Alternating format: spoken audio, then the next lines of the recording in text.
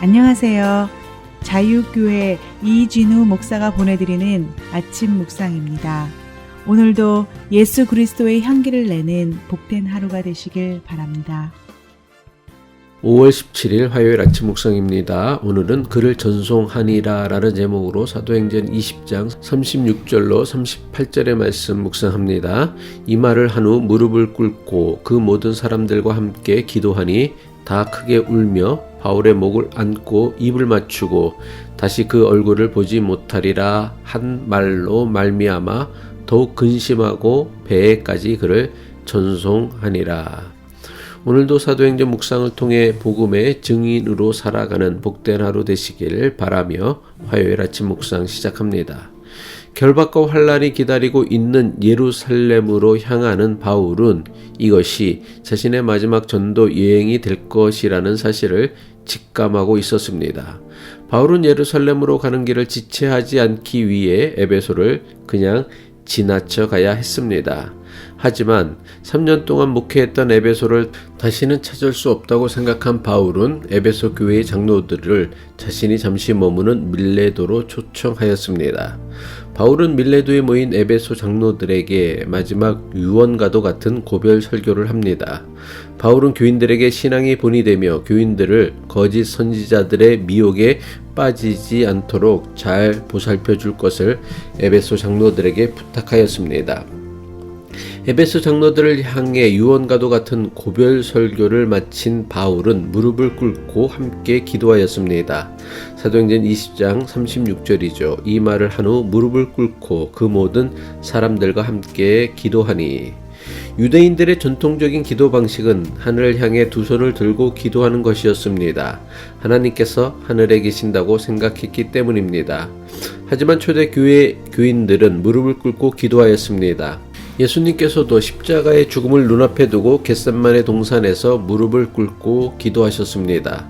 누가복음 22장 41절이죠. 그들을 떠나 돌 던질 만큼 가서 무릎을 꿇고 기도하여. 초대교회 7집사 가운데 한 명으로 초대교회 최초의 순교자가 되었던 스데반도 무릎 꿇고 기도하면서 순교를 맞이했습니다. 사도행전 7장 60절이죠. 무릎을 꿇고 크게 불러 이르되 주여 이 죄를 그들에게 돌리지 마옵소서 이 말을 하고 자니라. 유대 문화뿐만 아니라 동양 문화에서 무릎을 꿇는다는 것은 상대방에 대한 절대적인 복종을 의미합니다. 따라서 우리가 기도할 때 무릎을 꿇는 것은 하나님의 뜻에 온전히 굴복하겠다는 것을 의미합니다. 기도할 때 하나님 앞에 무릎 꿇고 기도하게 되면 기도하는 우리 마음의 자세와 기도의 내용도 달라지는 것을 경험할 수 있을 것입니다. 바울의 에베소 장로들과 무릎을 꿇고 함께 기도한 것은 하나님의 뜻에 온전히 순종하겠다는 결심과 결단을 나타내는 것입니다. 바울과 에베소 장로들이 무릎 꿇고 함께 기도드렸던 내용은 사도행전이 기록하고 있지 않지만 어렵지 않게 짐작할 수 있습니다. 바울은 에베소 장로들이 자신의 유언대로 에베소 교인들을 사랑하고 섬기는 믿음의 본이 되기를 기도했을 것입니다. 에베소 장로들은 결박과 환란이 기다리는 예루살렘으로 가는 바울의 앞길에 주님의 은총이 함께하길 기도했을 것입니다. 바울과 에베소 장로들이 기도를 마치고는 모두가 크게 울며 바울의 목을 안고 입을 맞추었다고 했습니다. 사도행전 20장 37절이죠. 다 크게 울며 바울의 목을 안고 입을 맞추고. 에베소 장로들도 이것이 바울과의 마지막 작별임을 알고는 슬퍼하였던 것입니다. 사도행전 20장 38절이죠. 다시 그 얼굴을 보지 못하리라 한 말로 말미암아 더욱 근심하고 배에까지 그를 전송하니라. 에베소 장로들은 밀레도 항구로 나가 바울이 탄 배가 떠날 때까지 그를 전송하였습니다. 바울과 작별을 하는 에베소 장로들은 왜 그토록 크게 슬퍼하며 통곡하였습니까?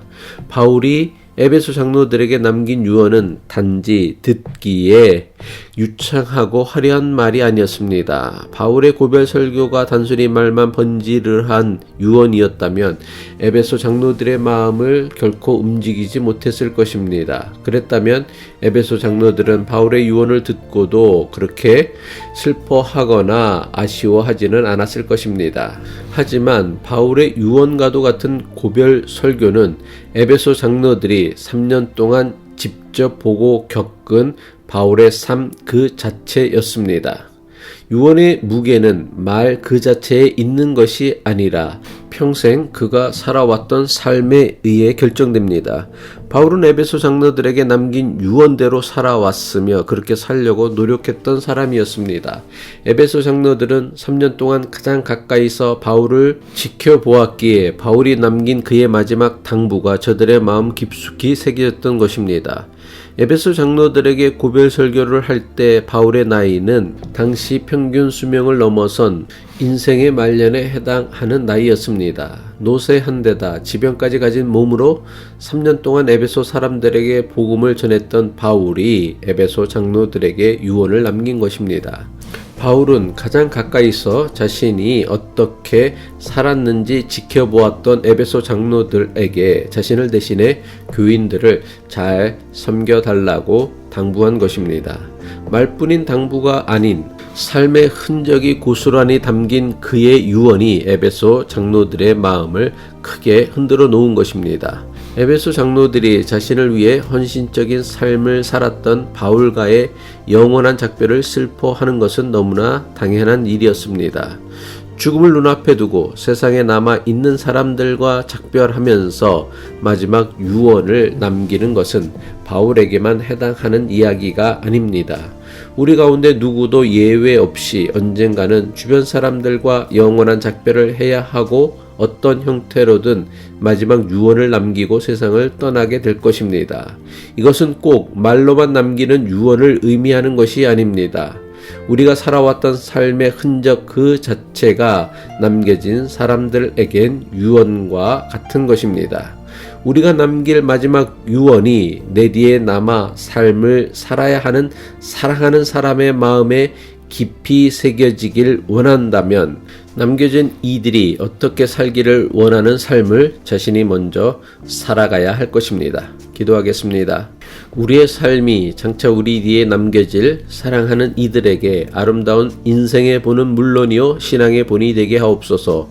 그러기 위해서 지금 우리에게 주어진 삶을 아름답게 살아가는 믿음의 용기를 더하여 주옵소서. 예수 그리스도의 이름으로 기도합니다.